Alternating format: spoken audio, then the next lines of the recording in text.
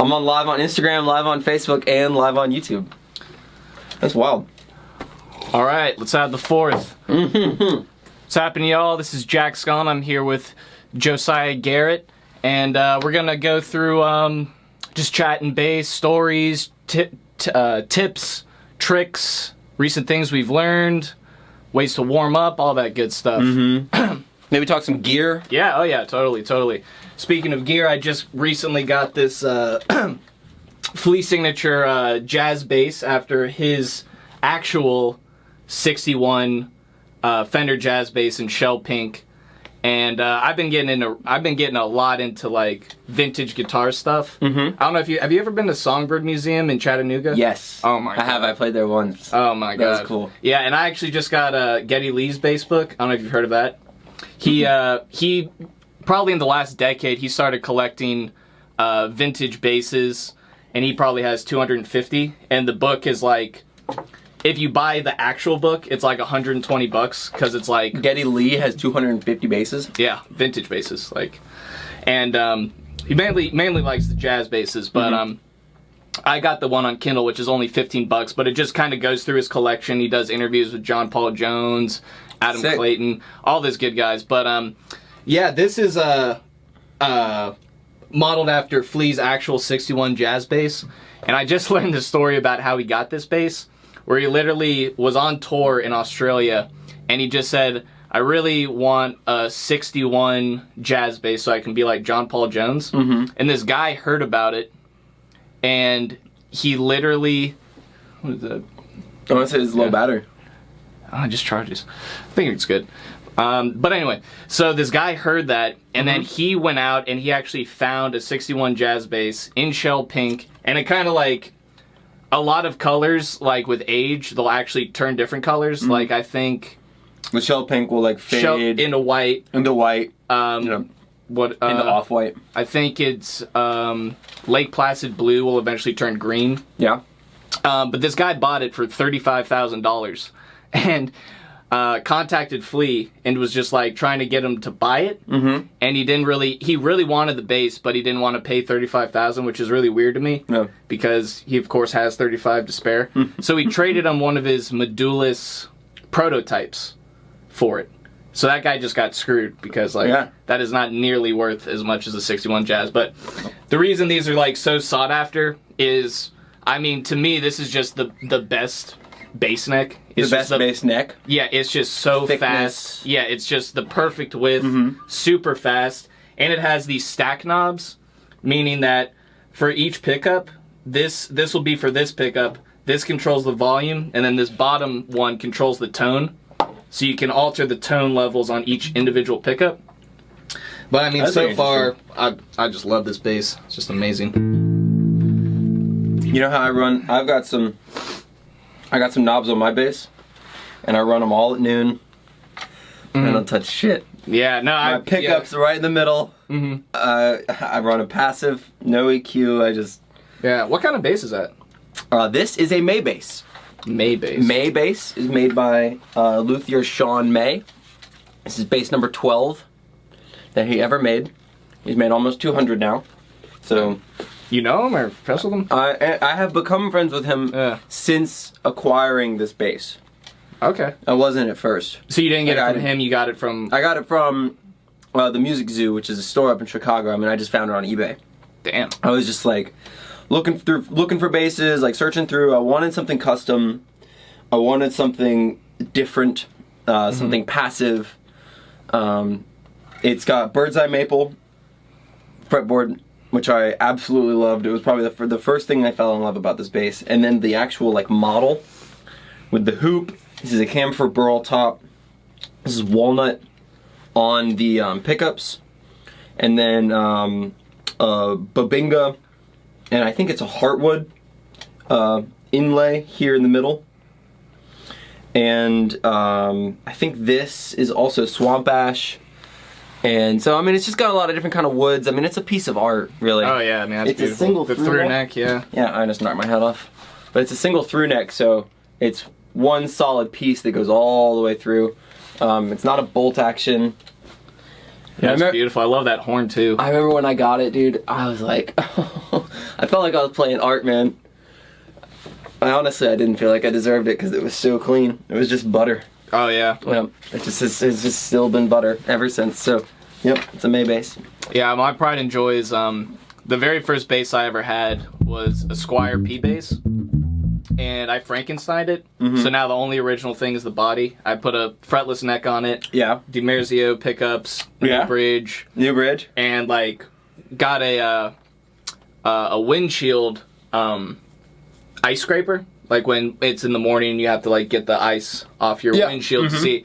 That's how I did Did you scrape all the paint off? Yep, that's how I did it. And honestly, it turned out really good on the bass. It's real smooth. Wait, did you do that? Oh, you No, did that? I didn't do that. To your, It's to emulate this relic look. Yeah. But covered it in stickers, painted the pick guard, painted the headstock, and it's just one of my favorite basses. It's just kind of put so much time and work into it, and it's just awesome to have. I like those old little Squires. I don't know. I thought about getting a Fender P bass. They're just so expensive, man. I had a Tony Franklin fretless that I got and then sold. Mm-hmm. And then bought this afterwards, and it was kind of in that J. It was like a PJ model. Mm-hmm. Yeah, I have a PJ one. I honestly know that they're legendary in the studio, in the studio environment, but I just was not about the tone. When I got it, I was I need something more jazz fusion, contemporary. Yeah, definitely. Yeah, I love playing those basses, but honestly, for me, it's Fender. I also play guitar, and just when it comes to guitars and basses, it's I really only like Fender. Yeah. I have the fretless precision bass, and then I have my other bass is a PJ Special, and it has a 70s jazz bass neck with the block inlays, and added 62 the Fender original 62 precision pickups, and then for the jazz bass bridge, I got a Seymour Duncan Antiquity 2, which is modeled after the ones he made for Jocko for his bass. Oh, cool. Yeah. Yep. So they're honestly really similar to these. Seymour Duncan, the J bass style. Mm-hmm. Yep. Yeah, but that bass is great, and then I just got my tax return and I just spent it on this. Nice. Yeah. So recently, what projects have you been playing? Well, I'm working on a record. I'm working on an album. A funk album. So I've been kind of all hands on deck on that project. And then most recently I was touring with Funk You. Yeah. I did 40 shows with them. Oh, nice. All around the country, which was great. That's dope. Colorado, Texas, as far north as Baltimore, I think. Chicago.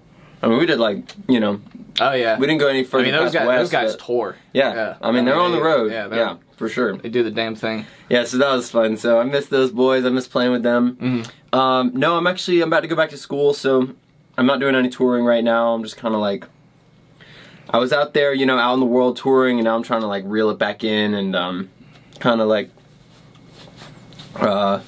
finish a couple projects that I've started, get back to my roots, practice, put out my own material. I've never had my own band.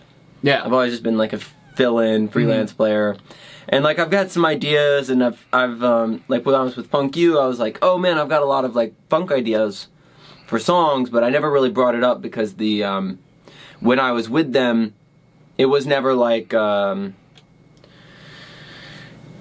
a situation where we could have the important creative process in songwriting. It was always just we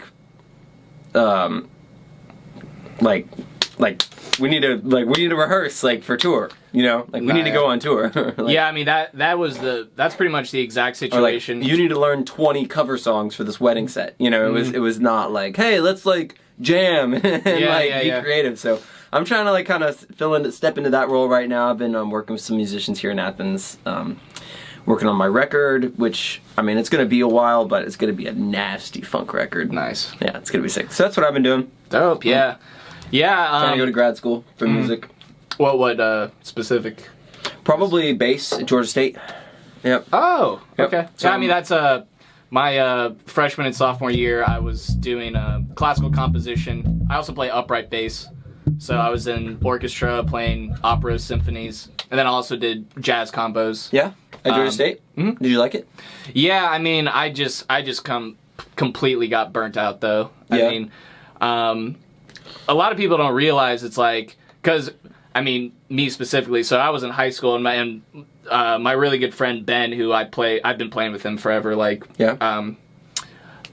we were just like in advanced guitar class, and it was like seniors, and we were just like, so what are you gonna do? And I was like, I mean, I guess music. Yeah, I guess. It was just like, yeah. So he's a guitarist, and he did jazz performance. Yep. And I did upright bass, classical composition. Yep.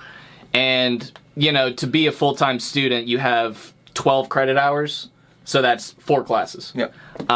But as a musician, It's like broken up. It's like 8 classes. you'll do 8 classes, barely get the 12 credit hours, because, for instance, orchestra is 6 hours a week, 3 days, 2 hours, Yep. Monday, Wednesday, Friday, plus all the rehearsals, plus all the performances, on the weekend, and that's only 1 credit hour when you're actually registering for classes. Yeah. And then, you know, so you end up doing like 20 plus hours on top of all the practice. And it also sucked because I did upright bass, so I couldn't really practice in my room. I'd have to literally go to the school where I stored my bass and practice. Oh, you didn't have a bass at home? An upright bass, no. I just couldn't fit it in. I was thinking, I was like, shit, I'm gonna have to get a throwaway bass for like traveling around on MARTA, like to and from school every day. Mm-hmm. Yeah, and I mean, it was great. Like, I learned a lot. Able to learn music theory, and I also do a lot of classical composition. The big project I'm trying to work on now is I'm talking to my old professor, or old conductor, Maestro Michael Palmer, and I finished an opera about 6 months ago, and I'm trying to get that produced at Georgia State. Cool. Yeah, so that's... You wrote an opera? Mm-hmm. Oh, yeah. Whoa. Yep. A lot of work. Oh, shit. Like, probably that thick of paper. Oh, my God. Like, all handwritten. That sounds awful. Oh. No offense. It's worth it. I mean, you're like, a composition, yeah, it's great, like, because you have to write it, and then you have to what's called engrave it. I think it's called engraving, which basically means you put it into... Sibelius or Finale. Yeah. I had to do have that a MIDI, for my book. Yeah, you have a MIDI keyboard, and fortunately with that, now I'm like real proficient at Finale. Like, I know all the shortcuts and stuff. Like, out of any like music program, that's the one I'm definitely most familiar with. I'm trying to learn Logic. I used MuseScore. MuseScore, I haven't. Yeah. It's a free program. It's like a free version of Finale. Yeah, I mean, and now that like I started doing this back in like I probably first got Finale in 2010. But now I'm seeing like these iPad programs where it's like you can like write it in and then it just becomes it. I mean, like literally it's like you're writing it and then it, like the computer will just like... The computer knows? Yeah. You'll be like writing like eighth notes or whatever and then it'll be like boop, make it an eighth notes and it's like, I need to learn that one because that looks way easier. That looks so easy. Yeah. I wouldn't be going in for composition. Absolutely not. I can't handle that work. That's like going in and being like an architect. Yeah, I mean, for me, it's like I love performing, but honestly, as a musician, my ideal situation would not be a touring musician. Oh, see, that's like what I want. I much prefer writing the music. Yeah. Like, I'm kind of a homebody, and I like my space, so I think like, you know, like I have buddies in bands, and you know, 25 shows a month. I think that I'd go crazy. Like, that's not ideal for me. But like my buddy Chris Freiberg, he's in the Orange Constant. Great band. Freiberg. Yeah, and that dude lives for performing. Like, he wants to perform. He wants to get on a stage every night. And like that, for me, that's not what I want to do. Yeah, Freiberg is great. Oh yeah, Freiberg got good. He got really good. Yeah, I'm in a band called Dr. Strangelove, and he used to play keyboards in it. Does he not play keyboards with that anymore? No, he doesn't have any time. Orange Constant full time? Oh yeah, he doesn't have any time for... I have a great Freiberg story. Can I tell it? Oh yeah, go for it. We were playing this bar, and I know we've got like basses in our hands. We're not even playing. I want to like set it down. I need to get some strap locks, dude. Check this out. Like when I got the cheapest ones. I need to get some good ones because my straps are gonna like fall off, and I'm gonna break my bass. So I was, Freiberg and I, we used to be in this band together called Saturn Valley. Yep. Long time ago. This is like 3 years ago. I got a couple of those t-shirts. Yeah, I got a couple of them too. And some stickers. You need any Saturn Valley business cards? I think I might have. No, I think I do have a Saturn Valley sticker on one of my bases, but. We were playing this bar in Buckhead, Atlanta. Which one? Fuck if I know, dude. I have no idea. It was a terrible, terrible place. I do not recommend it. And we were playing the set, and the set was going great. I mean, it was fine. Like, you know, we were playing like weird progressive rock to a bunch of like drunk white rich people in Buckhead. So it was going about as well as you would expect. Yeah. These two dudes like get into a fight like right in front of the stage, like front row, and this one guy gets pushed and he like trips over backwards and like falls into the right hanging PA speaker on a big tripod, and then knocks over the PA, and the speaker lands on Freiberg's keyboard rig and destroys his Moog that he had just bought like 2 weeks ago. Dang. Yeah, like landed on his organ, his XK1, and that's when he had the full thing. that's when he had the full like organ, Moog, synth, and the other Roland keyboard for his grand sounds. And dude, that was rough. That was really rough. I felt really bad, but I'm pretty sure he hit up Moog and he was like, "Yo, like, I just bought this," and they sent him a new one. Good on them. Dude, that was brutal. And then like the dude didn't even apologize. They just bailed. They just. Ugh. But it like stopped the song. Like it stopped the set. It was like that bad. Oh yeah. Like all his keyboards just like fell to the ground. Ugh. That's brutal. That was awful. That's why I don't want to do that. That's why I'm going to music school as a grad student, because I want to skip the bullshit of having to play those bars and go straight to like having the connections to get picked up and do a real tour. Yeah. You know? Definitely. I'm trying to just like put in the work and do the grind and build the rep. Mm-hmm. And not play for 2 years so that I can. Yeah. Once I start playing again, it's like with upper echelon musicians and like touring artists with like real management, like really nice agencies. Yeah. I don't care what kind of music it is. I just want to be out and play. See, I would like when it comes to touring, like I don't know if I'd necessarily want to do a lot of touring, but like for me, I've always wanted to be like a studio musician. Yeah, just like play. That's hard. Oh yeah, I mean, but that's you got the bass for it. Yeah, this baby. Yeah, that guy in the 78 P bass. Yep, and I got try and get that P bass tone. Oh, I love it. You just can't beat it. But what was I saying? Probably out of tune. Yeah, but yeah. So Chris was playing with us in Dr.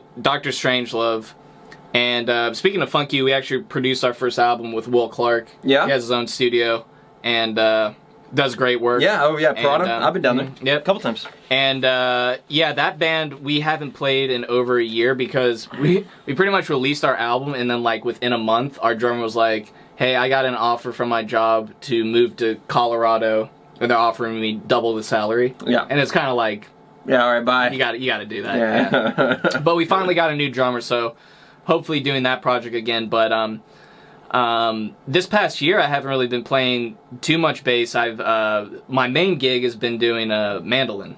Yeah, I've been playing with Ben and what's called the Scullin Fraser duo, and we were gonna have a gig tonight, but it got canceled because it's outdoors and it's gonna storm. Yeah, it's gonna storm. But it's weird how like for me it's like playing guitar, playing mandolin. I just love like taking those kind of things that you can apply to bass. Are those tunings? What is the mandolin tunings? A mandolin is tuned in fifths, so it's exactly like a violin. Oh, that's so it's everything changes. Oh yeah. So it's like if you're doing a third, like a major third, the figure would actually be like this. Yeah. Be a tritone on a bass. Be a tritone. But it makes it so that instead of like on a bass, it makes a lot more sense to do like move up in thirds, like. But on mandolin, it makes a lot more sense to do sixths. So it's like dun dun dun dun dun. Like that would be like this on the two strings. Oh, okay. That's kind of cool. Yeah. But yeah, I mean, I've been falling in love with mandolin. But it's a really cool instrument just because like there's so few people who play mandolin, where it's like I can really only emulate, like there's like Chris Thiele, Sierra Hall. Yeah, dude. Chris Thiele is incredible. Chris Thiele might be just like the best musician. I wanted to talk to him so badly when the Punch Brothers came into town, and he went I saw that show. Straight to the tour bus. Yeah. And I waited outside. I was committed. Yeah, if you want to know how good he is, there's a thing called the MacArthur Genius Award, and it was established by this super rich guy.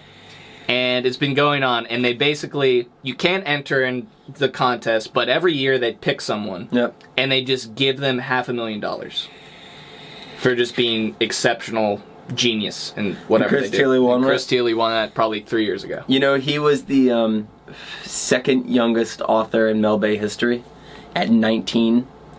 But he probably released his first album at 10 or something. Well, that's what it was. It was a transcription of one of his albums. So it's like an album that had already been commercially successful in the bluegrass scene. I saw it. It just on. But, so Nickel Creek, his dad plays upright bass in the bluegrass scene, but basically Nickel Creek is just 3 prodigies. Yeah. There's like a prodigy guitar player, prodigy violin, and Chris Thiele, prodigy mandolin player. And they just hooked up, made this amazing trio. Yeah. Have you seen Billy Strings? Nah. Play? Uh-uh. No, he's got a good band.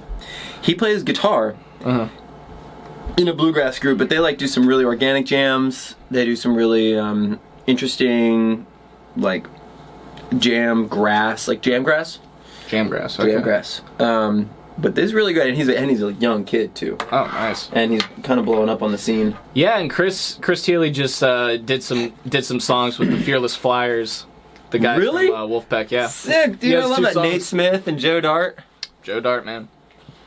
Ba-doo-ba-doo-ba-doo-ba-doo. Yeah. Bum, bum. I don't know, actually. I don't know how to play that song. Deantown. Yeah. Deantown. I never learned Deantown. Do you know it? Can you teach me Deantown real quick? I don't know it. I know Teentown. What is that? That's the Jocko. Oh, I'm not Jocko, man. Jocko's really good. I used to want to be like that, and then I realized that nobody really cares except other bass players. Yeah. And I was like, it's just way better just to like, Yeah, I mean, he's for me, he's still just like my favorite bassist. Just like I just think he's bar none the best. Jocko? Oh yeah. Dude, I don't know who the best bass player is. I really like O'Teal Burbage. He's amazing. George Porter Jr. is amazing. George Porter Jr. He was a bass player for the Meters. Yep. And he does a lot of like solo work. You know, he just like sits in with everybody these days. Oh, okay. Yep. Yeah, I mean, for me, I like Carole King. Oh yeah. Studio legend. Oh yeah. Motown. Bob Babbitt. Who's he? Another Motown guy. Another Motown guy? He did like he did. It was basically him and James Jamerson. He was in the Funk Brothers. Sick. So yeah. He did like Signed, Sealed, Delivered. Not Once in a Lifetime was James Jamerson. John Entwistle, I love. Yeah. I've just been recently getting into The Who. Like, I've always like been a fan of like the singles, but like The Who is great, dude. You got like all right. I was only familiar with their just like that studio stuff, but then I started watching their live videos. And John Entwistle and Keith Moon is one of the craziest rhythm sections live. Because Keith Moon is he's so spontaneous, and John Entwistle can just follow him, and just they'll pick up, like, you can tell, like, they do these amazing rhythm things together, but you can tell it's completely improvised. Yeah. And they're just lock in. Mm-hmm. And that's just a really interesting band because what's his name? Pete Townsend. He's such like an open player. Like he like plays big chords and lets it sustain. And then the drums and bass fill in all of that space. It's just like a classic The Who.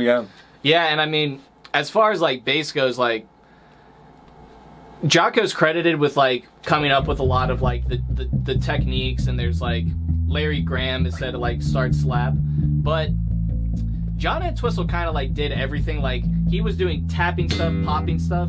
he didn't do like thumb and tap, but he would always be like, Yeah. and just like he would do like runs like. Yeah. Oh yeah, the 3-finger. I can't do 3-finger. The gallop. Yeah, I can't do it.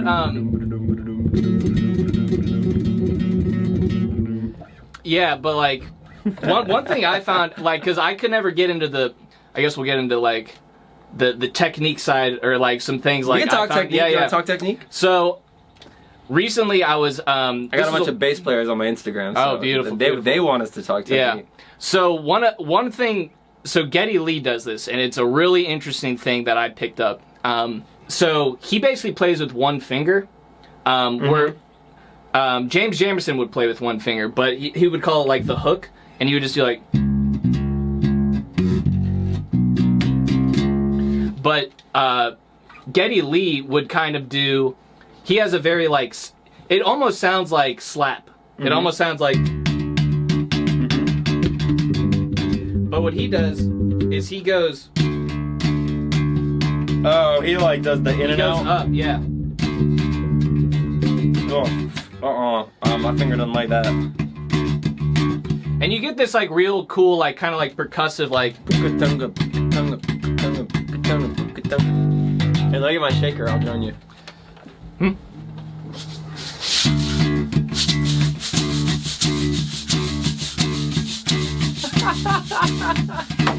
Yeah, and just like I just love that sound, and like kind of like the 3 thing, like I can never do, but like one thing I realized is like you can kind of you can kind of go up, like so it's basically like 4. Like, yeah. You have to get it like real close, but You're gonna like, but won't you destroy the top of your fingernail if you do that? yeah, I mean mine's already real messed up. Like you see how there's no meat left? Yeah, I see. It's just like scraping off. Yeah. It's just nail. Yeah. Yeah, I mean I usually tape up because like I want that, because I still have the warmness of like the actual meat of my finger for this finger, but like this, it's real naily. Yeah. That's weird. Yeah, I don't know what happened, but it just kind of like stopped coming back, and now it's like smaller. That's the thing about like bass players, bass technique is it's like just kind of have changed. A lot of players have a lot of different weird styles. Yeah. And then one of them gets famous, and then that style becomes like a new like way to play. Oh yeah. Like the first person that ever galloped, or like Steve Harris. Yeah, or the first like double thump ever. Mm. You know, what was that? Larry Graham. Larry Graham invented the double thump technically. Yeah. And that's Boom. Boom, boom, because there's like the flea way, right? Which is like kind of like how I started slap, but it's really not the best way to do it, where it's basically he does his thumb down like this. Yeah, that's a really weird way of doing it. And that's just not the best way to do it. I kind of like the tone of it, but That was really cool. I And like you hit like really low on your Yeah. neck too. Yeah, I can't really do it too well anymore. But yeah, I definitely much prefer the kind of like you use your thumb as like a pick where you go down and up. Yeah, down and down and down and Yeah, down. I think it's way more efficient. Yeah, that's Larry Graham all day. And that's kind of like that kind of tone is really similar to the Geddy Lee. Yeah. It kind of sounds exactly like it, really. But yeah, one really cool thing I've been starting to learn from this Victor Wooten video is what he does. So you start out with most of the time you do down up, and then you pluck on the up. Yep. But you can do that all on one string. So you can do like, and it's like a real cool.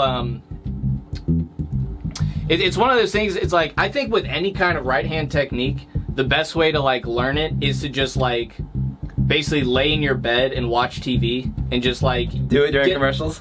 Just do it like just kind of like not even think about it. Like just kind of like get your hand Muscle used to it. memory. Yeah. Absolutely. Because it's like you comprehend. It's like, oh yeah, it's just down up. But until you actually like get your hand trained for that, you can only like think about it, you know? On that same string, that's hard. Yeah.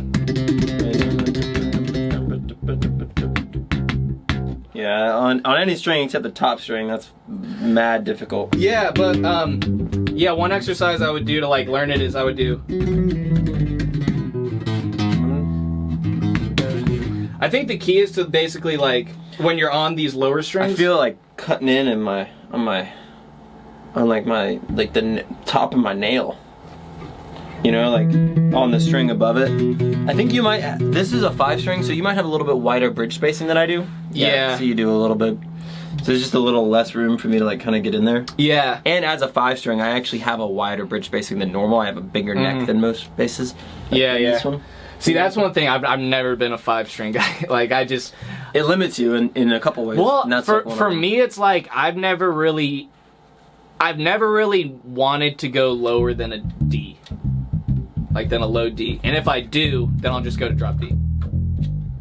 You know, because like I never feel like. See, I like it. You know, I like it, but it's like that low C. It's just so low. It's just like it's like, and like a B is just way too low. It's just like.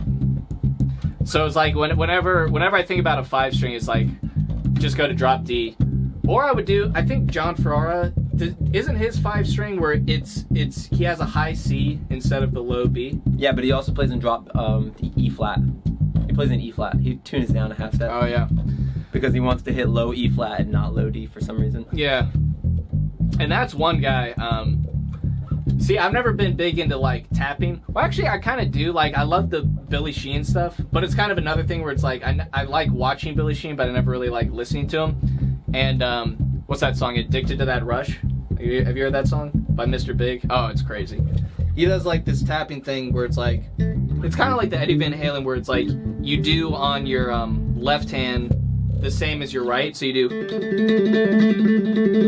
I never got into tapping. Yeah. I tried and I just like found it completely useless in all practical applications. I was never like in a band and was like, yo, let me do a tapping section real quick right here. See, I was the same way, and then I saw Consider the Source live, and I was like, yeah, I gotta learn how to tap better, because like. Well, John is insane. Yeah. I have only ever cried twice at live music, and they were both during John Ferrara bass solos. I mean, they just give him the stage. They all leave. They just like, here you go, John. Yeah. Here you go, impress us. And he does like. But what's crazy is that he does the flea style. He does this. No, he's got pretty amazing technique. But he like, I don't know what it's not this like it's like a train, like when you see the wheel of a train, and you see the like metal bar like moving to like push the wheel that's like turning in a circle here. Mm-hmm. That's like kind of what his like whole elbow is, and then his hand is just like going insane. Yeah. One of the craziest things is he's also super in shape and takes really good care of his arms, which is something I wanted to talk about, which is why I have this and this. I actually took lessons from John Ferrara for a while. Yeah. Well, and another thing is that those guys, Consider the Source, Dr. Strangelove, we opened up for them at Aisle 5. I was there. I was there for that show. And those guys do like a 3-hour warm up. Yeah. Like those guys get because you got for their 3-hour fucking like, warm up. For that kind of music like makes complete sense. But I mean that guy is just different level. So what's that? Is that like an ice pack and like? Well, this is an ice pack. It's super important for just like after a long session or after a gig. I got hired once to play a bunch of shows to fill in for someone who had tendonitis in their arms because they didn't take care of their arms, because they and like you play a whole show and you play for 3 hours and you don't think about like the long-term effects that has on the like really small nerves in your wrist and your carpal tunnel and the tendons that connect like your fingers all the way up through your elbow, and so you can develop carpal tunnel, also known as like tendonitis, also known as tennis elbow. And it totally incapacitates you. So ice pack is really important. And then this is an arm roller, It's essentially like a deep tissue massager. So it's for breaking up blood clots in the tendons in your arms and like relaxing your muscles and just helping them like rest. So you can do it before or after a show. It's like pretty much always a good call. Yeah, I try and do it before I go to bed.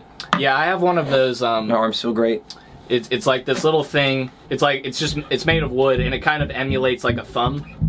So it's kind of like you hold it like this and then it has this like rounded it's like a fat thumb and you can kind of like massage out things. And then also just like doing upright bass. Like I was starting to get signs of tendonitis like in high school, so I had to stop for like 3 weeks. And then basically then on, like whenever I did upright bass, like I have a pretty set like stretching routine. Yeah. Where it's like this one's really big. Yeah. Like hold that. Do the same way this way. Yeah, absolutely. Yeah. Open that up. Yep.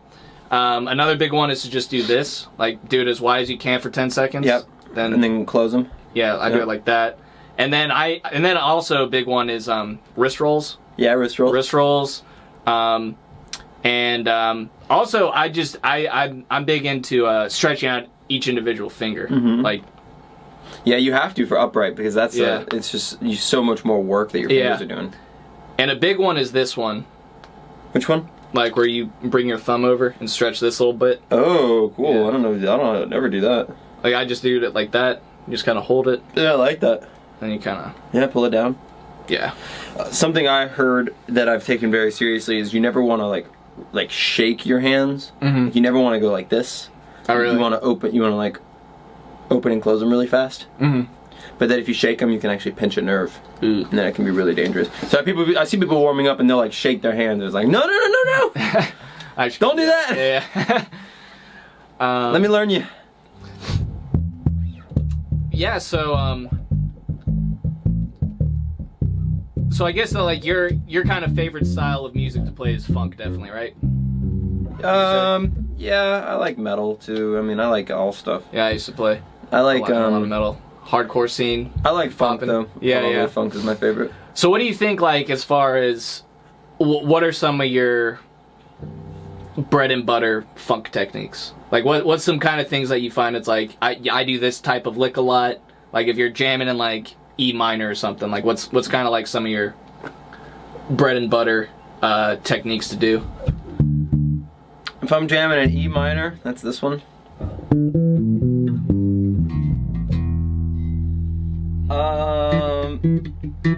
I mean, funk is all like pentatonic world. Yep. So being able to move around pentatonics in a way that isn't repetitive, in a way that is interesting and new, is really important. So I'll do like variations of like if I'm ascending, I'll do like leads and then I'll jump back. So like.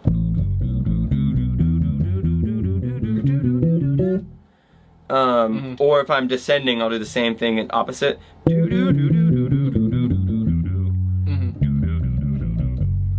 And that is a really cool way of moving around pentatonics. And then you can also do them in like groups of 3 or groups of 4. 1, 2, 3, 1, 2, 3, 4, 1, 2, 3, 4, 1, 2, 3, 4, 1, 2. And you know,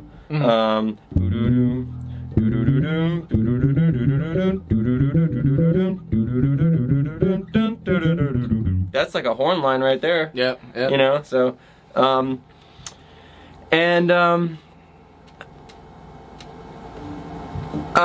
passing tones are really important, like knowing when to use color in funk, when to use like flat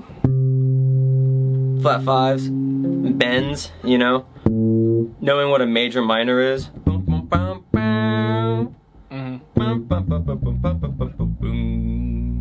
You know, and so there's like some color, some like music theory that you need to know to be able to put color in the right places, like flat 6, major 6, for example. So like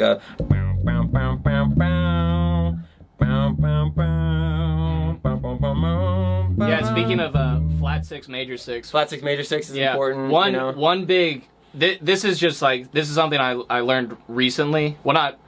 I've been kind of incorporating it more recently, but so on bass, you know, let's say you're in G major. Yeah. So your third is here. And one thing I like to do is, so if you're in G, you can go from the minor six or the minor third to go into the major third. So you can do like. Yeah, absolutely. Yep. Yeah, I love that. And you can do the exact same thing with the sixth. And funk loves that. Yeah, you know? yeah. Because funk has got an emphasis on 6 and 7, like that Dorian, like. Mm-hmm. Like that's the like. Like that's some. I don't know. There's like some other like actual physical technique that you need to know for funk. You need to know how to mute. Mm-hmm. Like you need to know how to palm mute. Left hand mutes and right hand mutes, you know, and be able to like switch. I usually do left hand mutes, so I can like, or rather fretting hand mutes if you happen to be a left-handed bass player, and if you are, I'm sorry because it's really hard to find basses. Oh my god! Thank God I'm not.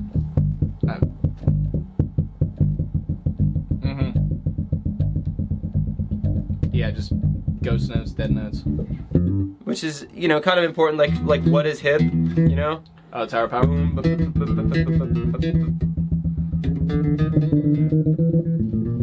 Yep.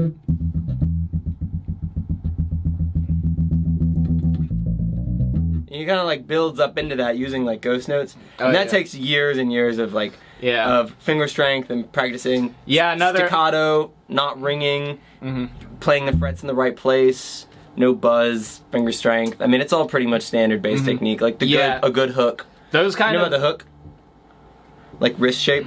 Like some bass players will be like, and they'll like have their thumb wrapped over the bass, like, and you really want to have your thumb like behind the neck of the bass.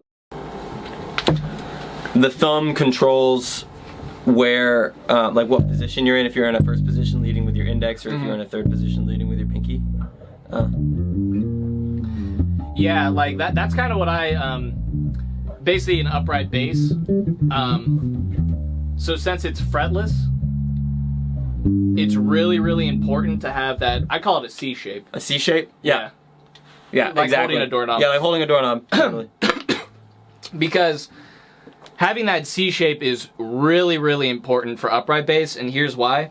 So if you're playing flat, like your thumb's flat, and this finger if it's angled isn't on top, then when you're flat or something, you can't really adjust. You can't really make it sharp. But if you have that nice C shape, you would do that. You can actually you can make the minutia adjustment. Yeah, and when you're playing upright bass, that's like essential because there's no fucking frets. Yeah, there's no frets, and it's like you'd be like, no, this is where it is. But like if you're playing with an orchestra or whatever, you have to make those minor like bring it up a little bit, bring it down a little bit, and if you have that collapsed wrist, it's not only bad for it, collapsed wrist, but like you want to be like really on top of it, and it also just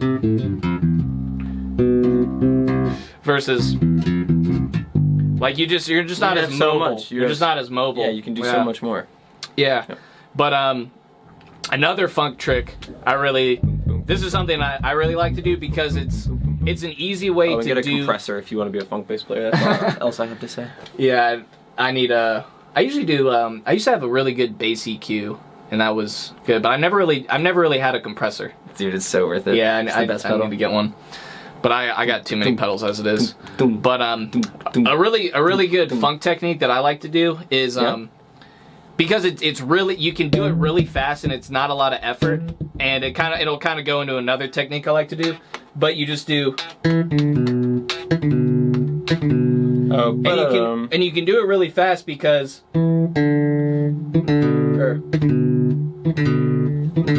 all you're doing is you're string crossing, and you're just bringing that down. Yeah, you're just like riding it.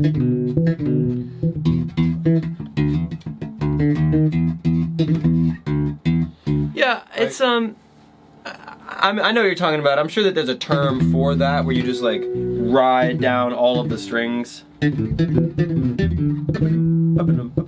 That's like something I'll do subconsciously and not really think about. Like not be like, oh, I'm gonna use this here, but I'll just like, just happen to, you know, to like be in a groove. Yeah, because for me, it's not something I really think about, but it's something that's like... Ooh, that's cool. Yep.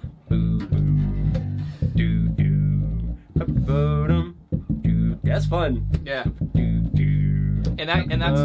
It's kind of a similar thing I do, because for me, I've always been like a very chordal bass player. Like, I do a lot of, like...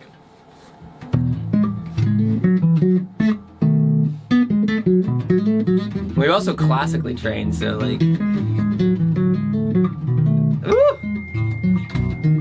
Ooh, wow, that was pretty, dude. Practice that one a bunch, I imagine. Dude, I'm sorry, I think you picked the wrong instrument. You should be a classical guitar player. Yeah, but like I've always like loved that Bach stuff. Bach is, as far as like solo instrument stuff, hands down Bach wrote the best music. So if you ever want to like challenge yourself, because that shit is hard. I had this. I had this. This is what I got from. I think it was a Mel Bay book. Like Bach for bass. Yeah, Bach for bass. I think and this guy exactly just arranged like violin sonatas. He also Jesu Joy of Man's like I don't really know too much of it, but it's like.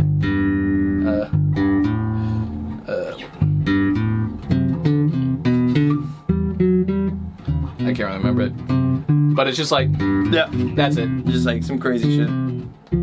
But speaking of like this, I learned my triads. Like I know all my triad shapes, but like I really haven't spent too much time into chords. Yeah, like I know how to like fucking, you know, like where things are in arpeggiating, you know, in a scale, but I don't know really chords. See, the thing is like much less, I love pretty basic stuff. I love it like because I'm a big fan of like my favorite basses for the most part are in like three pieces, where when you playing bass to me is completely different when you're playing with one guitarist versus playing with two guitars. When you're playing with one guitarist, you have to fill in more space. So I just ended up doing a lot of like when I'm playing with one guitarist, like just like fill in the space. Yeah, big chords, like yeah. Mark Dykes does that a lot too. Who? Mark Dykes. Oh, who's that? He's a new bass player for Funk You. Used to play with Machine Kid and Scullin. Oh, nice. Yeah. But he loves those big chords. I can't even do them. I don't even know how. I do power chords. You power chording? Yeah. Like my bass tone doesn't sound good for that at all. I've got that. I mean it's good for a jazz bass, but like, one thing I really like to do is the kind of technique I was talking about, where it's like you do this, and it's really easy. Because it's like you're just basically dragging your finger down the strings. Yeah. Is you can do that same thing, and I do it with 3 fingers, and it does this really cool like washing effect where it's like. Yeah. Oh, that's cool. Oh, I like that chord. That's pretty. Yeah. It's kind of like Jocko's arrangement of Blackbird.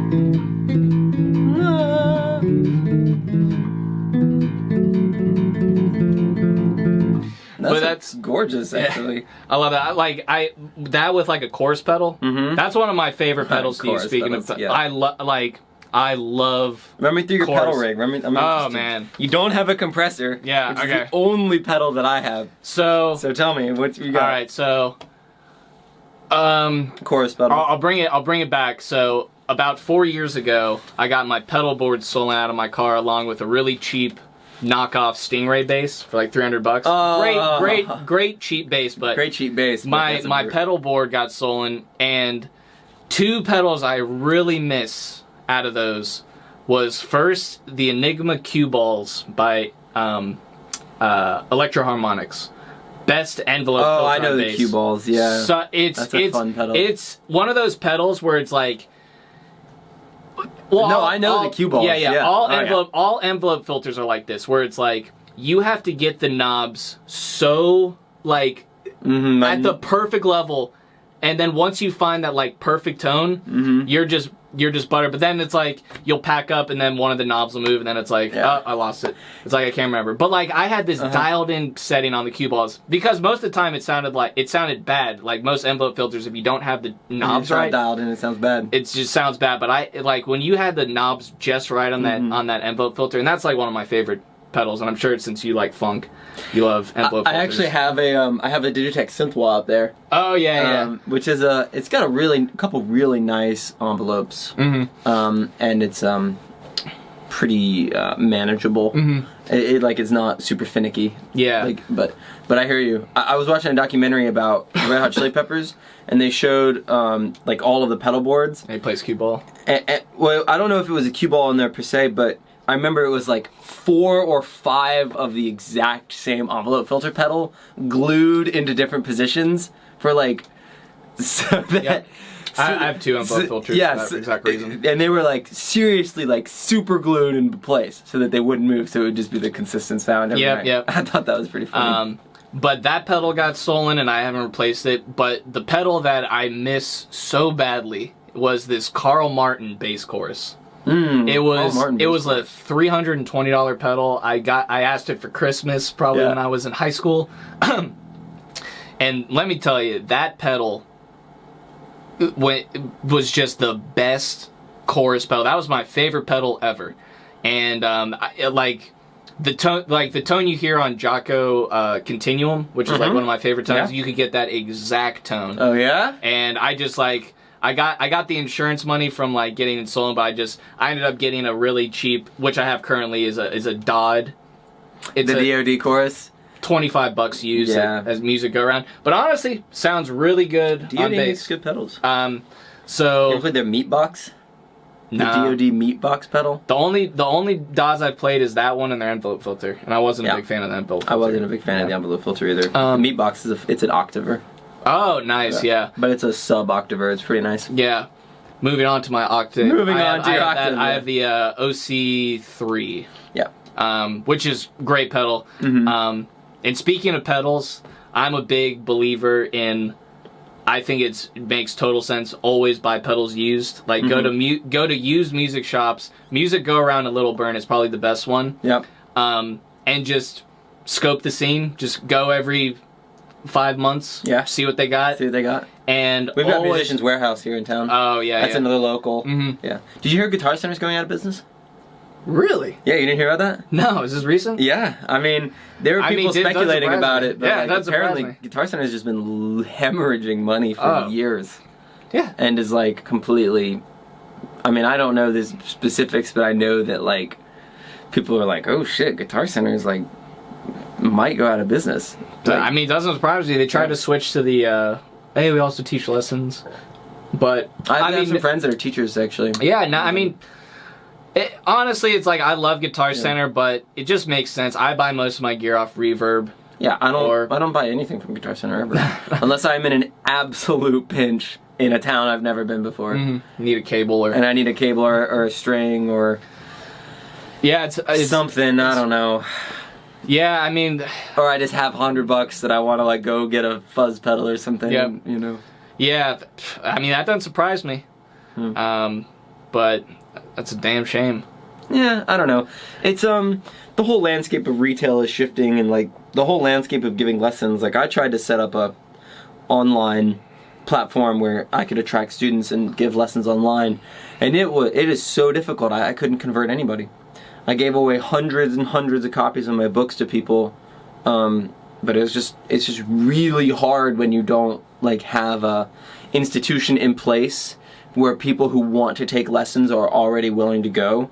It's really hard to like attract students. Or if you're like John Ferrara, who's just an absolute madman monster, like, you know, who wouldn't want to take a lesson from John? So, you know, it's all changing.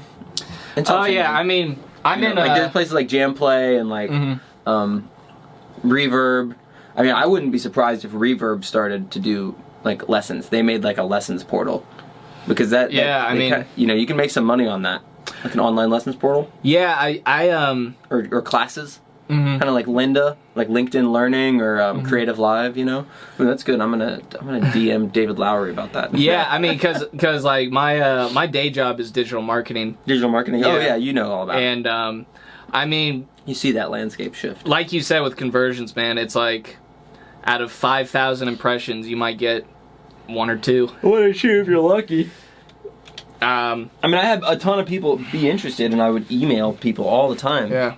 And I just couldn't actually like get them. People were like, "Yeah, you should probably give lessons for free in the beginning to start out." And I was like, "I don't want to give lessons for free. Like, I know exactly how that's going to end. Is I'm going to give a bunch of lessons for free and be even more burnt out than I am already. So I'm just trying to be a badass and, you know, I don't know, go to grad school." Yeah, and I just bought this this course where it was like $270, and I haven't watched the videos yet, but it's now you got me thinking about that. It's like learning how to like basically get a lot more Spotify streams through advertising. Basically like kind of like hacking their algorithm, where it's a really interesting concept where basically you do your ad budget, like let's say it's $100, and you just make it so that it's you know, it's an ad where you can instantly open up Spotify, where it's like, check out this song, and then it has a button where it'll take you directly to Spotify, directly to your song. And you put all your budget in like a 3-day window, and you just like blast people with it. And the theory behind it is like you do that, and then that signals to Spotify that people are digging your music. So I've seen it where it's like, so it starts getting organic. Yeah, you'll get the streams like this, and then you'll do the budget, and then you have this kind of like spike, and then it goes back down, and then like a week later, it'll go back up. Go right back up. Spotify will start throwing it on some Discover Weeklies. Exactly.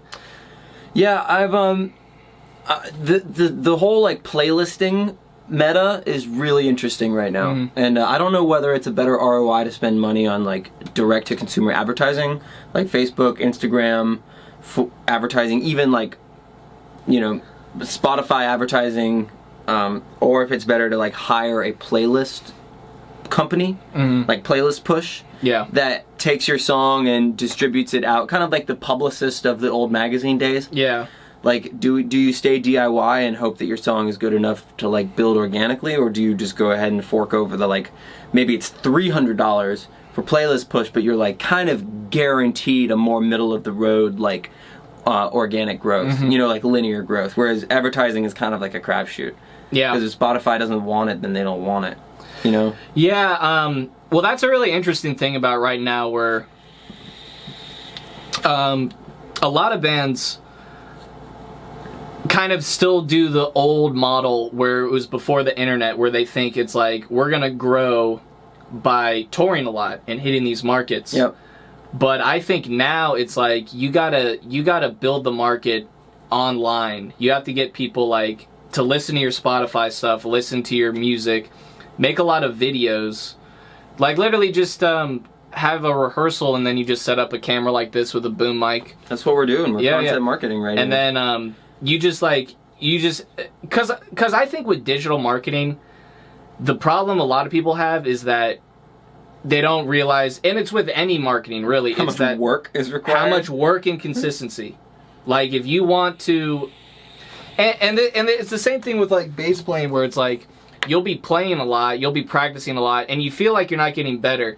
And you just keep putting in this work, and it's just like, I'm not getting better. But then you have these like days where it's like, boom. Yeah. Like you just feel like it's like, now I can finally do that thing that I've been practicing. Yeah, and that's kind of how advertising works. It's like you keep pushing out, you keep getting the brand awareness, and then it'll just be this day where it's just like, it worked. Yeah, it's a really weird thing. It's gonna take 10 years. It's a really weird thing. It's but that's kind of one thing that I think is a lot better. I see your video. I see your mandolin videos. Oh, thank you. I know that you're playing mandolin because I see you posting, like, putting in the work. Yeah, yeah. And some people come up to me and they're like, "Oh yeah, like I went to, I graduated jazz school, like top of my class," and I was like, "Great, like." Okay, let me. Are you? Are you mad at me because I'm putting up videos? Like, and you went to grad school and you think that entitles you to like some sort of respect? Like, dude, put in the work. Like, man, it is a different time than 20 years ago. It's not good enough to just be great. Speaking of jazz musicians, you have to be great and know good marketing. Jazz killed itself with just like how arrogant most jazz players are, and just like they are just so stuck in like the Miles Davis, John Coltrane era, and they just like Giant Steps was like the pinnacle of their career. And just like so 70s, just so snobby, and it's like it's no wonder that no one wants to listen to jazz, no one wants to engage with it. And it's kind of a sad thing where it's like I do a lot of classical stuff, and it's like I wish classical was more popular, but the reason classical music isn't popular is there's no stars. Yeah. The biggest names have been dead for 300 years. There's Yo-Yo Ma, and that's like the only... And he's playing old music. Old music. Yeah, there's no... And all contemporary... Hans Zimmer. I like Hans Zimmer. He writes music. Yeah. Film scoring. I mean, that's... Pirates of the Caribbean. Yeah. Oh, my live stream ended. Oh. That's pretty good. 52 viewers. Ah, sweet. I'll just leave it there. I'm not going to restart it. Yeah, but just like... most contemporary classical music, and one of the reasons I left studying it is because it's like the music is so gimmicky now. It's like I'm gonna make a song with the most dissonant chords, where it's like a strange ensemble, where it's a xylophone with a viola and then a timpani, and it's just like both of those mediums have killed themselves. And the reason I think that rap is dominating right now is you can push songs really quickly. You can create rap songs really, really quickly, mixtapes really quickly. Just have a beat. A guy can freestyle over it. It's kind of like, but the bigger thing, the reason barrier of entry is much lower. Yeah, and the bigger thing, the reason I think that rap is the most popular genre right now, really kind of the genre when you think about it, as far as pop music goes, is the cross-pollination between rap artists with their audience and being able to get new followers by collaborating with someone, which is something that Wolfpack does. Yeah. Which is I think Wolfpack, as far as a rock band, has the best model for what you should emulate in 2019. Yeah. Because they were making videos and stuff and like getting hits and getting attention before they even started touring. Yeah. Which I think is the way to do it. It's like you have to get attention and a presence online before you start like really touring, I guess, to like get if you think it's they were all already amazing too. They didn't need to tour to like become better musicians because they were all already incredible. Yeah. They pop out songs really quickly. They don't like oh, it's like, this has to be perfect. It's going to take me this many years. They're not like Rush in the studio who would take like months. Where they could afford that because they were on a label, but it's like, you know. But with rap, right? So if you're like a 21 Savage fan. Yeah. And you love 21 Savage, and then you see that he's featured on Amigos like XXL. Song. Like on an Amigos song. Yeah, but let's say you've never heard of Migos. This like, but you crossover. You've never heard of Migos, but you're like, oh, 21 Savage is on it. Yeah, I'm gonna check out this song by Migos. Yeah, specifically to hear 21 Savage. But now I've been introduced to Migos. Jazz players used to do that too. They would cross pollinate all the time. And that's one thing that I think jam scene does it also. Exactly. Yeah. Well, if you want to talk about what's the most popular form of rock right now, it's jam. It's probably jam. Yeah. And the reason is because with people love the live. Like I love drinking. I like the Humphreys McGee live in 2007 at Colorado, whatever. And they like those live content specifically because it's like rap where it's like freestyled stuff. Yep. And they do covers. So it's like you can, I'm a fan of this Genesis song. Oh, they're doing one of my favorite Genesis songs. Let me check this out. And also, there's kind of the experience, you know. Oh yeah, and like you said, they cross-pollinate. The consumer experience, like, you know, moving away from like, I have like the vinyl of like the first press vinyl to more like, I was like at the show. Oh yeah. You know, it's like, we're like kind of an experience based. Yeah, and age right now. yeah, because it's a really interesting time. Like, as speaking of like Guitar Center going out of business, it's like it's because there isn't that big of an interest, I guess, in like guitar, bass. Like, a lot more people are going towards more like, oh, I'm gonna learn how to produce beats. I'm gonna learn how to make EDM songs. Yeah. The landscape is changing. Yeah. I kind of worry about being a bass player actually moving forward, because it's like, damn, like, are people still gonna play bass? Like, are people still gonna play bass in like 20 years? Or is it gonna die? Is it like as an instrument gonna die? Is it gonna get replaced by 808s and sub basses and Moog synth basses? I mean, I love all of those things, and I actually have a great desire to learn how to play synth bass. Yeah, I have a little micro chord where I do some. Yeah, I mean, it's fun. Nah, I think I just don't know what's gonna happen, man. I'm a little worried. Well, I mean, the thing is, it's like, so. But if you have to be incredible to like push the art form and keep the art form alive. Oh yeah, you know? but I think John Ferrara has done more for slap bass in the last 10 years than Victor Wooten has. Oh yeah. In my opinion. Oh yeah. I mean, because he just completely has changed everything. People are like, oh shit, like, oh yeah, Victor Wooten was like cool in the 90s, but like, there are new players pushing the boundaries of what we thought was possible on this instrument. Oh yeah, definitely. And I mean, I think just right now, it's like, the music that's most popular right now is associated with what is most what is best paired with social media. Yes, that's true. So another reason I think rap is really big right now is because it pairs with social media really well. Because they can flash money, do like interesting things where it's like, check out this crazy watch, check out this grill. Has built-in like beefs. Built-in beef, that's like, true. Beef Everybody loves drama. That gets trending. Yep. But I think it's just as far as like bass dying out, I don't think so, in the sense where I think we're at the kind of tipping point now where I think people are getting tired of EDM.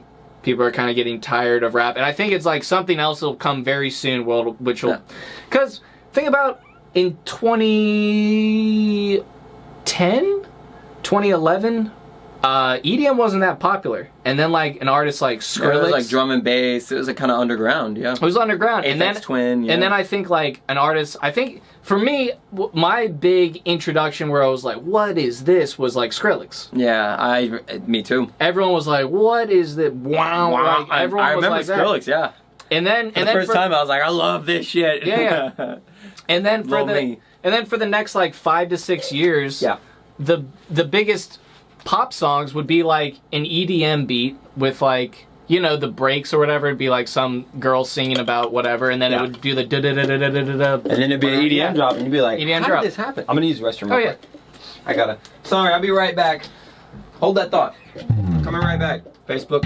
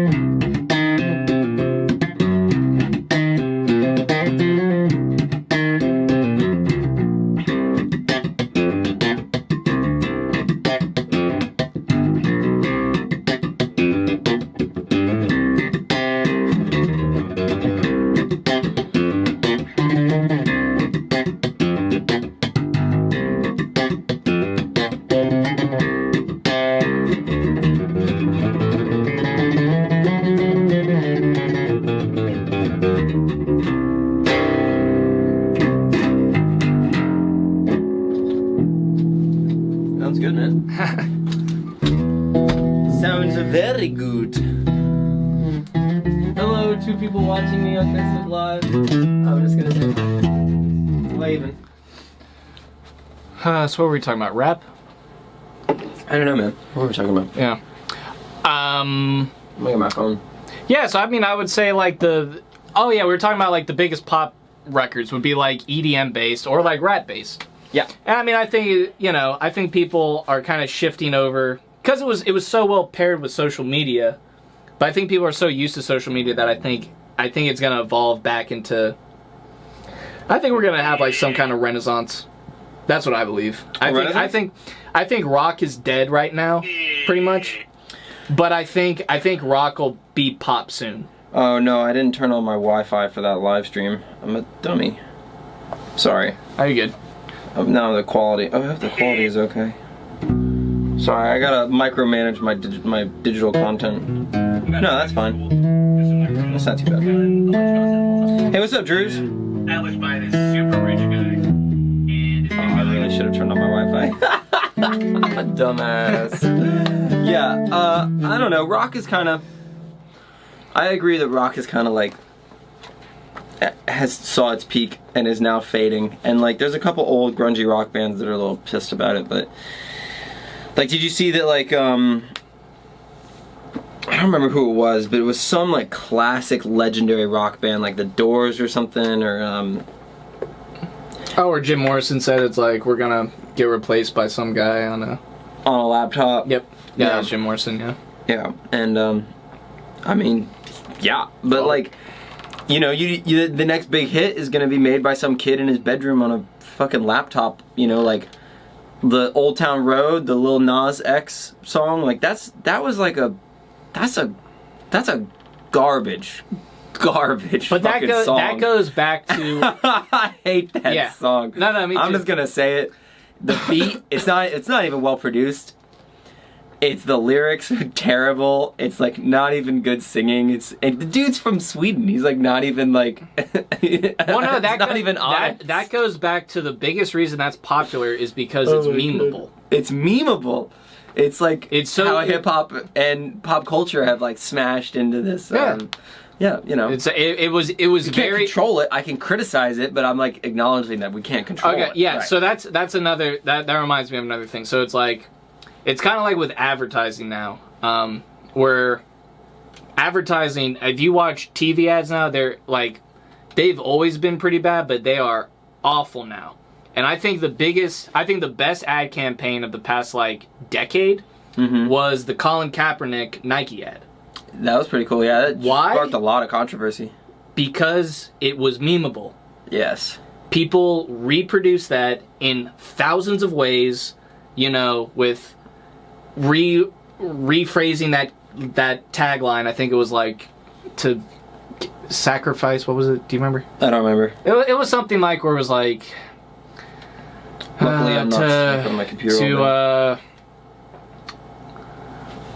To get something, you have to lose everything. Something along those lines. Something like that. But it became like, you know, Nike had a spike in sales. And it spread like wildfire, and the reason is it's like Nike didn't really have to put a lot of ad money into it once it became viral. Everyone else was doing it for them. Everyone else was sharing that ad.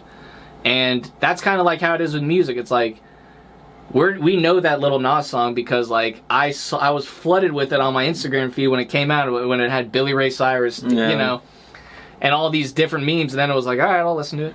And then it became like another number one song. I think about that sometimes. I think about like what I could do to be more like viral, make some content that would just like spread on its own. Yeah, I mean, I share some memes on my page, but like I don't know, it's kind of tough, man. There's not really like a right answer. There's not really a career path laid out. I don't think. I mean. I just don't think you can be like, I'm gonna make a viral piece of content. No, you know, it's like it's just like you just got to do. Pick something of controversy and get lucky is what you can do. Yeah. Yeah, and I mean, with most people, it's like with most hit songs, they were like, I can't believe that was a hit song. Like that was just that almost that's like every hit song for the last decade. Yeah, it's like I can't believe that was a hit song. Yeah, and not to mention it was like Bohemian Rhapsody, like the biggest classic rock song ever, was like a total commercial failure when it first came out. Everyone was like, "What the hell is this?" Mm-hmm. Like, way ahead of its time. Still is. I mean, all Queen is like, I don't know how they made those albums.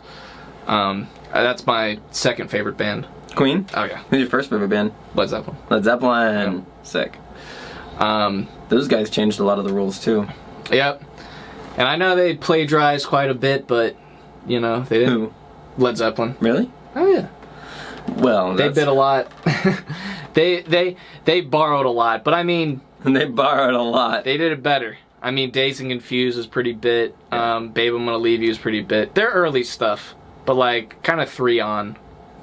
They would like nab some lines here and there from like, I Want to Quit You a long time ago from Lemon Song. That was like a Muddy Waters song or lyric, or no, Howlin' Wolf lyric.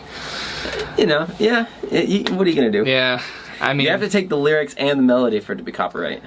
yeah, I mean, music plagiarism is like, some of those cases blow my mind. Like, I do not know how Sam Smith lost that with the Tom Petty song. What happened? Stay With Me was sued by Tom Petty because it was I Won't Back Down. Oh, really? Yeah, completely different tempo, chords. Mm-hmm. Like, had kind of like a similar Stay With Me because whatever, and then it's like I Won't Back Down. But those are completely different songs to me. Yeah. Marvin Gaye's estate keeps suing everybody. It's like, that Ed Sheeran song is this one. It's like, you can't claim a 1-4-5 song. You actually can't.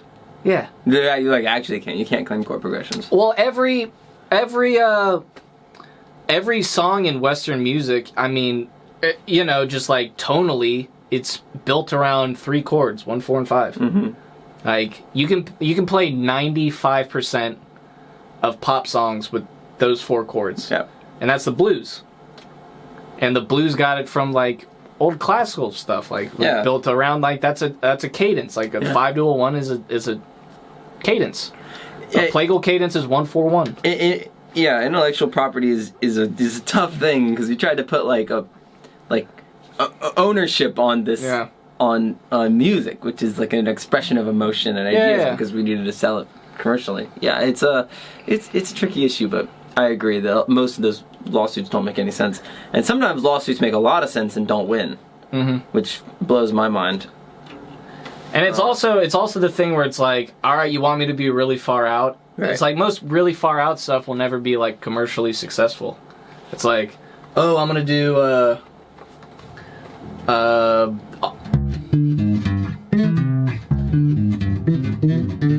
like augmented stuff, like augmented, like No, augmented is commercial. What are you talking about? That sells. Yeah, I mean most people, like, I kind of equate it to where you have like a musical palette, and a lot of people can only, like, let's say it's like someone is used to eating, they're a really picky eater, all they eat is chicken fingers and fries. Yeah, it sounds like they're gonna and you serve them, this is a Kobe beef 60-day dry aged with caviar, blah blah blah, and they're like, ew, this is weird, this tastes weird, I don't like it.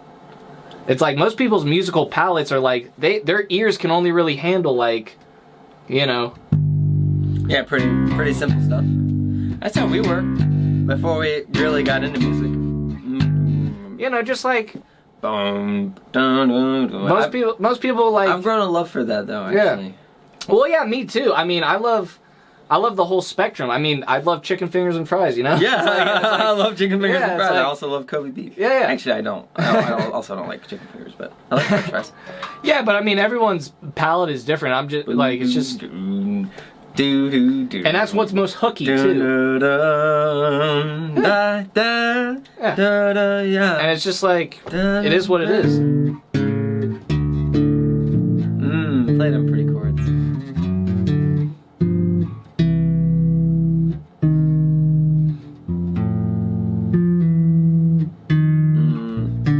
Classic. Yeah, I know. I'm thinking about going back to music school, it's gonna be like, oof, I'm gonna have to like actually like learn all of this classical theory correctly. I mean, I know theory, but it's a very like Frankenstein version of theory. Yeah, I mean, I invented my own version of theory to understand theory, but I get it all. Like, I see it all, you know, because bass is a linear instrument, so it's really easy to apply the symmetry of the bass, like thinking about patterns and just scales and fourths and patterns, and you can kind of see the big picture. Yeah. Like when it comes to a piano, like piano theory, like I'm like, ooh, complicated. Yeah, I mean, that out of like the 2 years I was at music school, I mean, definitely the most. Like I have 12-tone theory, like I know that. Yeah, serialism. Yeah. Like Schoenberg and. But like the best thing I think I got out of music school was taking 4 semesters of music theory. Like, probably, yeah. Yeah, because like I learned like out of everything I was doing like that. That was like the most beneficial to me. Did you graduate with a music degree, or did you? Nah, I graduated psychology, music minor. Psychology. Yeah. From Georgia State. Yep. I went to Georgia State for a year. I'm also kind of just going back to school to like make some bigger connections, some like more important recommendations, and like kind of trying to get a little better footing in the professional. Oh yeah, definitely. I mean, that's something that I want to do myself. I mean, I love, you know, I love like playing pickup gigs with people like at bars and stuff, and like, but I'm trying to like play the big games. Trying to play the big game. Faux show. Faux show. All right. Well, we've been going for a minute. Yeah, I've been going for a minute. We're at an hour and a half coming up. I guess we can end it with what do you think is the most important thing that you can do from like a business side with music? Because like you're really good at like the music side of the business and like knowing what like a musician needs to know to like what do you think a musician who's trying to like make a career, what information you think is like most crucial to know, or like what information should they, if they're trying to make a career in music? Don't have a backup plan. Like, if you're actually trying to make a career in music, you have to be 100%. No shortcuts. You gotta understand that, like, dreams require sacrifice. Yep. So it's the question you should be asking yourself is not, what are you willing to do, but what are you willing to sacrifice? Yeah. To make it. That's like some more philosophical advice. If you're looking for something more practical, I would say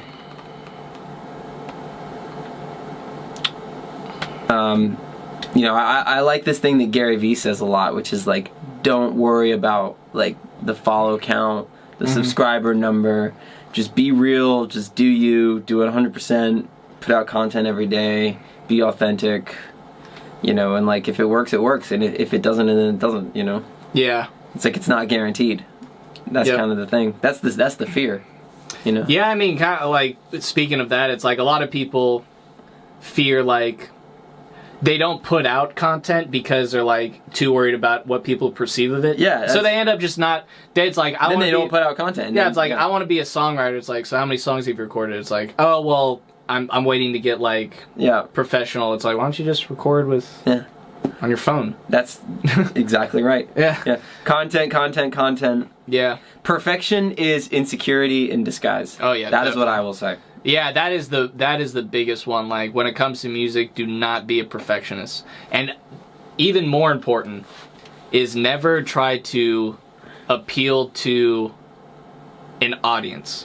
Hey, always do you. Always. There's an audience out there for you. You just got. But the thing is, it's like you have to play what you like, and as long like basically, if you write a song and you love it and you show it and everyone hates it, I still consider that a success because I like it. Yeah. It's not about you. Right. And one of the coolest things I ever heard, which I completely agree. Cedric, the singer from Mars Volta, said this, where it's like. The difference between an entertainer and an artist, and he was talking about how he considers himself an artist, is an entertainer concerns about what the audience thinks, an artist only cares about what they think about it. That's smart. Is that Cedric the Entertainer? Cedric Bixler or whatever. Cedric the Entertainer, the lead singer of Mars Volta. But yeah, I've always thought that's just like the illest way to think of it, because it's just like you have to be like righteous. Like you have to be like, I like this, and it's like I don't get it. It's like, okay, what? Like you have to be bulletproof to criticism. Yeah, you have to be bulletproof to criticism. Like, because the thing, if someone says I don't like it, well, it's like, who are you? Yeah. It's like I didn't do it for you. It's like you can have your opinion, but it's not like I'm not gonna change it to make you like it. I like it. That's all that matters. Yeah, that's it. That's some good stuff. Yep. That's some good words. All right, man. Hey, thanks, man. Yeah, that was a good time. Yeah, this was fun. You're welcome to stay and chill and jam if you want. Ah, shit, man. I'm about to meet up with Chris, actually. Oh, Freiburg? Yeah. Nice. You doing anything? Maybe. I don't know. Probably.